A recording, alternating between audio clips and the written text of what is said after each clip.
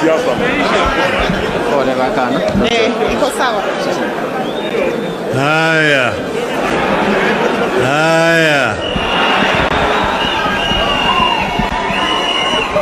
Abantu babinto mbwemure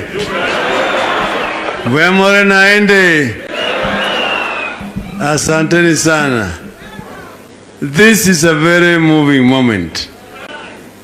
What my brother, younger brother Fred has done. And I want to appreciate him. But before I do so, I want to make some few remarks. First, I'm very grateful to be here today. And I always feel very much at home here. Because these are my people. They always vote for me.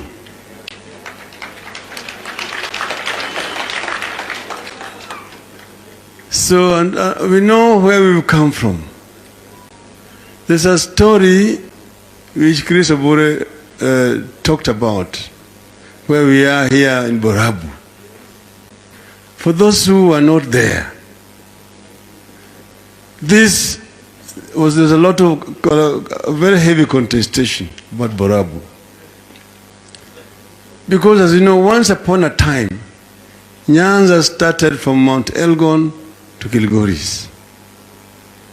But in 1963, because of Majimbo boundary, Nyanza was dismembered. North Nyanza became what is now today Western Province, because they were in Kadu.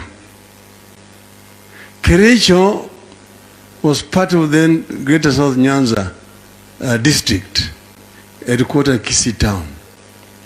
Then later on, Kericho became a district, but in Nyanza. But in 1963, because they were in Kadu, they were being moved from Nyanza to the Rift Valley. And the border became contentious. Because, and this is the border, this was a settlement area. And they insisted that the whole tea plantation should go with the Kericho that side. If you read the 1963 Boundary Commission report, you'll find that.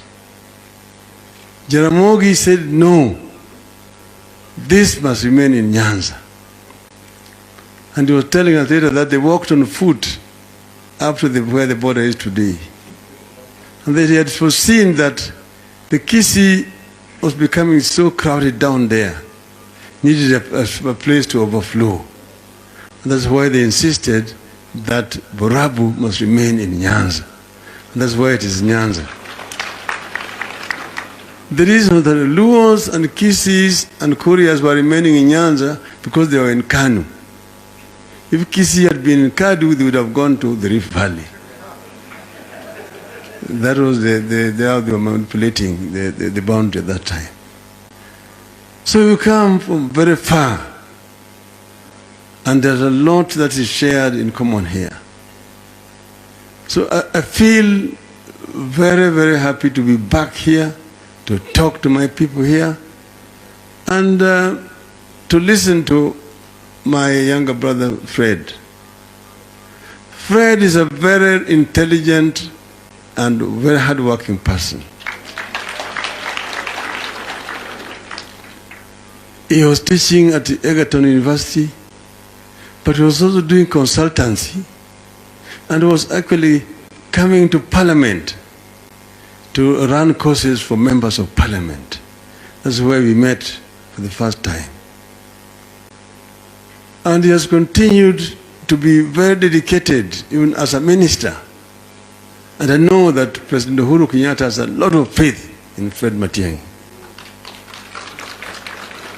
Yeye ni mtu ambaye anajua kuchapa kazi, tena hana uoga. So there were times when we were talking here, and I've had discussions even with my younger brother there, Mr. Onyonka. And mimi nilisema mimi najua mambo ya Matiang'i. We discussed with him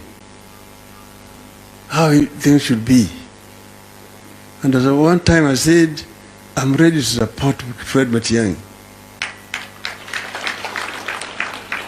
But when we later on did a review and look at how the forest was looking like, then he agreed. He told me, you should actually finish, go into this forest first.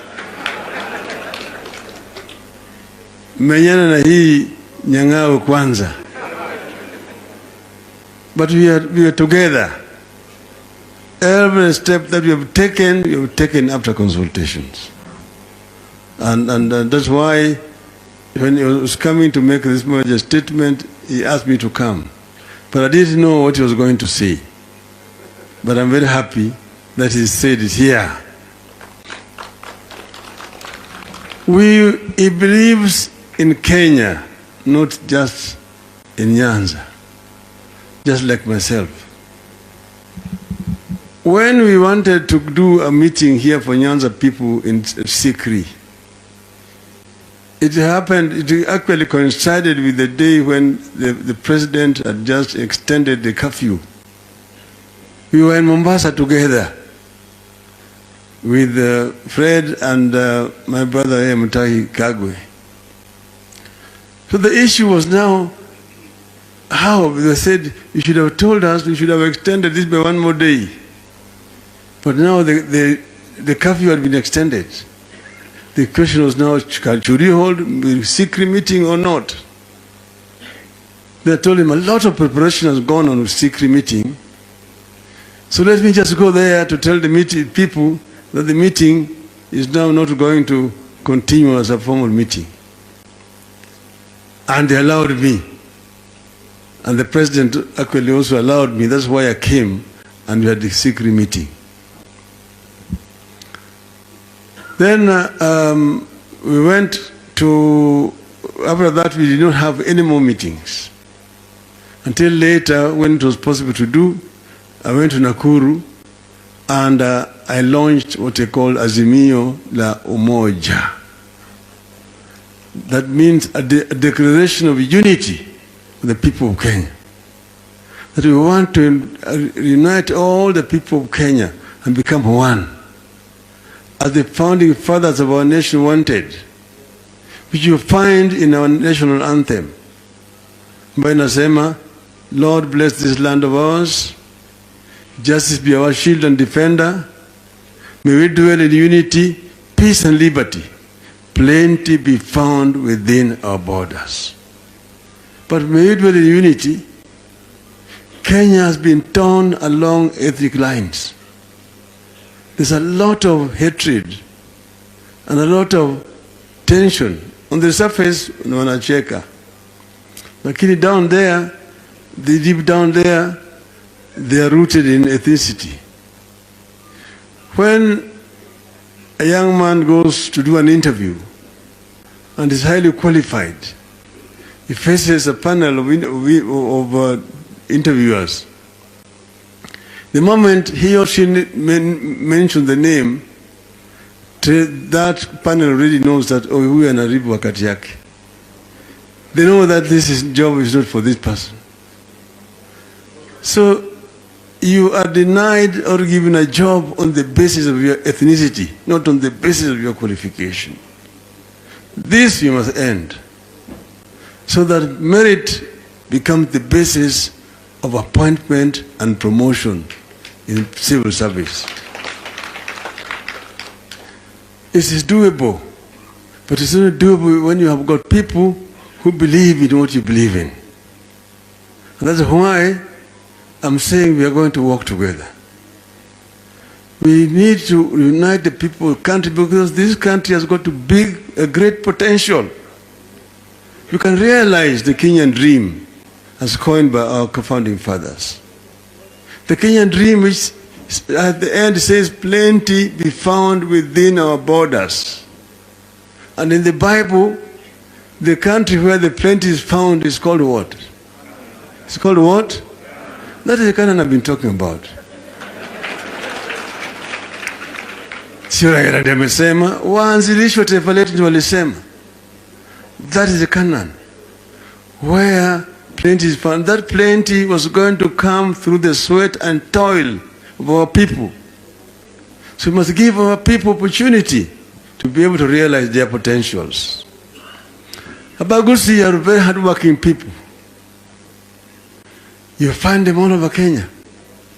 You go to Kitale, you go to Amollo, Nakuru, Mombasa, then go to the US, nyumbani, kule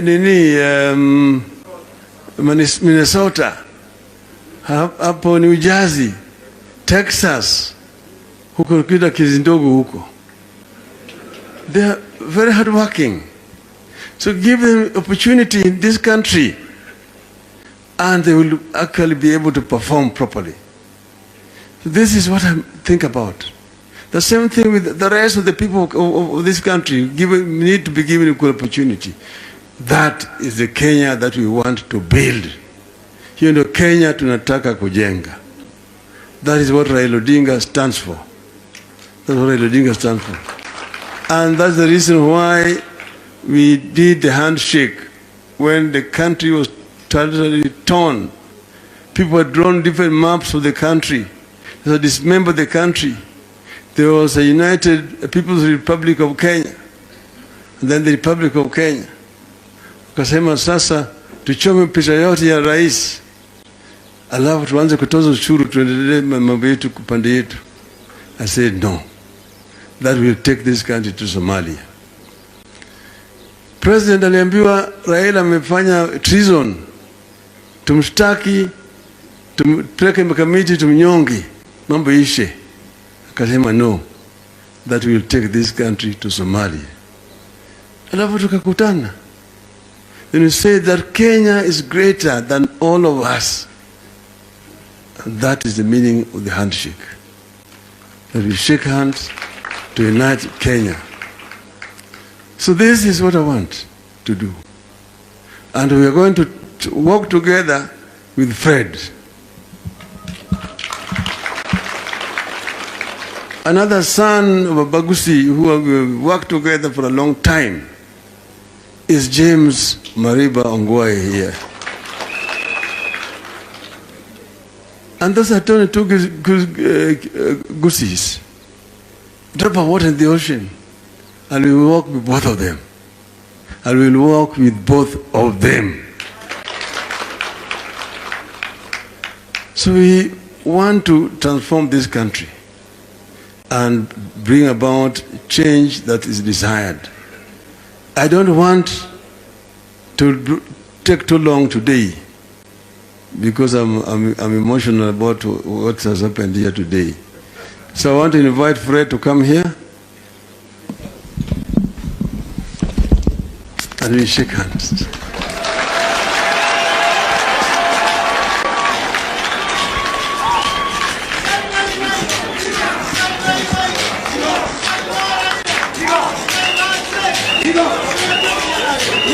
James, come here.